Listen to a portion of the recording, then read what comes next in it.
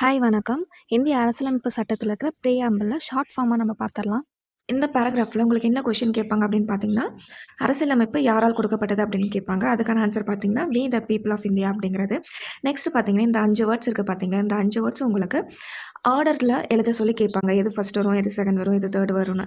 இது தமிழ் மீடியத்துக்கு எந்த பிரச்சனையும் இல்ல. பட் ஆனா இங்கிலீஷ் மீடியம் எல்லாமே எஸ், எஸ், எஸ்ல ஸ்டார்ட் ஆகுறதுனால, அத அவைங்க நெறைய குழப்பிக்க சான்ஸ் இருக்கு. ஸோ இது மட்டும் கரெக்ட்டா ஆர்டர் பார்த்துக்கோங்க. ஃபர்ஸ்ட் சாவரின் இறையாண்மை. செகண்ட் பார்த்தீங்கன்னா, சோசியலிஸ்ட் சமதர்மம் உள்ள.